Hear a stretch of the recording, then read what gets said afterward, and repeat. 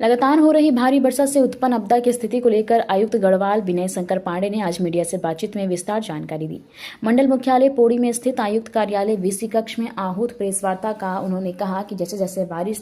का दबाव कम होगा, आपदा से क्षतिग्रस्त परिसंपत्तियों को उनकी पूर्व स्थिति में लाने के लिए युद्ध स्तर पर कार्य किए जाएंगे। उन्होंने बताया कि वर्तमान में आपदा प्रभावित सभी क्षेत्रों में बुनियादी सुविधाओं, विशेषकर पेयजल, सड़क और विद्युत की वैकल्पिक व्यवस्था युद्ध स्तर पर जारी है।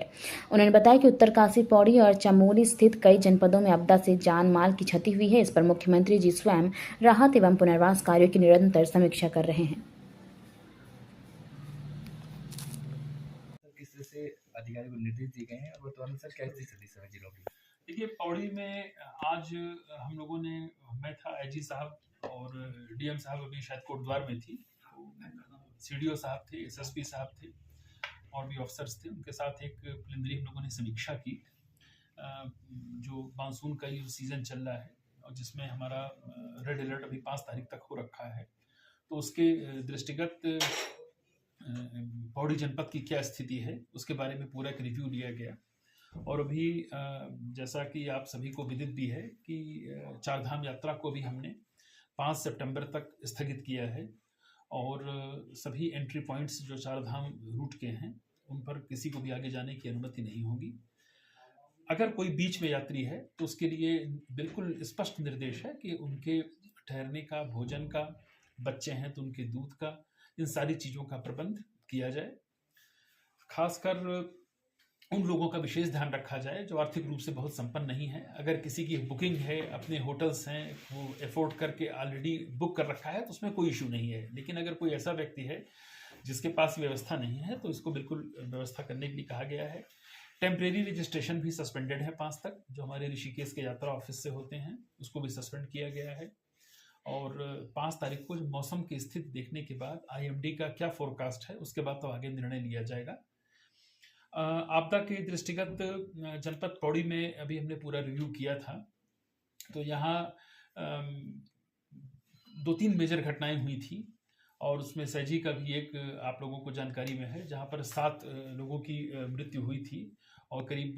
12 से 15 लोग घायल हुए थे। काफ़ी नुकसान भी हुआ था, तो उन लोगों को सभी को जो अनुदान राशि होती है वो तत्काल वितरित कर दी गई थी और जिनके घर टूट गए थे उनको भी शेल्टर होम में रखा गया है और उनके खाने पीने का सारा प्रबंध प्रशासन की ओर से किया जा रहा है। इसी प्रकार से अभी थैलीसैंण में जो मिसिंग लोग थे अभी उनके बारे में भी तलाश का काम जारी है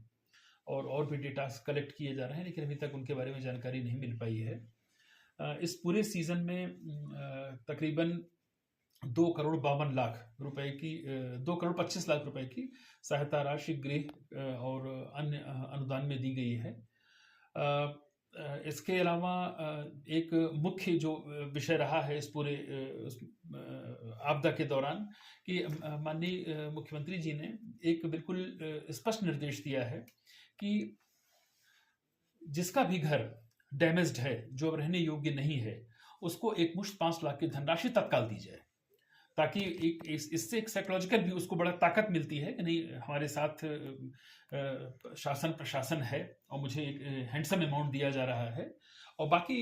जो राहत और पुनर्वास के जो पैकेज हैं, अगर कोई गांव ऐसा हो गया है कि जो अब दरारें आ गई हैं, रहने योग्य नहीं है, तो उसके लिए भी उनके विस्थापन के संबंध में भी जो भी हमारी एक एसओपी है उसका अनुपालन किया जाएगा। बारिश के दृष्टिगत एक महत्वपूर्ण कदम ये भी उठाया गया है कि जो भी लो लाइन एरिया में रहने वाले लोग हैं, जैसा कि अभी आपको आईजी साहब भी अलग से ब्रीफ करेंगे, वहाँ पर लगातार सतर्कता बरती जा रही है और दीर्घकालिक योजना के तहत जो भी गाट गदेरे हैं, नदियों के कोर्स, जो फ्लड प्लेन में अगर किसी ने कोई अपना कंस्ट्रक्शन कर रखा है, सरकारी नाले पर कर रखा है, तो उसका एक व्यापक सर्वे का काम भी तुरंत शुरू होगा और जो विधिक प्रक्रिया होती है उस प्रक्रिया का पालन करके उनको वहाँ से हटाया जाएगा, क्योंकि ये आने वाले समय में ये काफ़ी बड़ा चैलेंज हमारे सामने हो रहा है। हम सभी सीनियर ऑफिसर्स फील्ड में हैं और कल कुछ हम इंस्पेक्शंस पे भी जाएंगे। परसों मंडल स्तर की एक समीक्षा बैठक भी यहाँ आयोजित की गई है, जहाँ सारी चीज़ों का एक रिव्यू किया जाएगा और एक सूचना प्राप्त हुई थी कि अधिकारी फ़ोन नहीं उठाते, तो एक हमने टेस्ट भी किया अभी, और एक विभाग के अधिकारी ने लकीली मेरी बात भी हुई, और ये मंडलीय बैठक में भी निर्देश दिए जाएंगे कि जो भी दूरभाष पर संपर्क करने का प्रयास करता है, वो पब्लिक का हो, चाहे वो ऑफिशियल हो या किसी के जनप्रतिनिधि का हो, तो फ़ोन पर रिस्पॉन्ड करें। अगर रिस्पॉन्ड तत्काल करने की स्थिति में नहीं है तो आप कॉल बैक जरूर करें। पौड़ी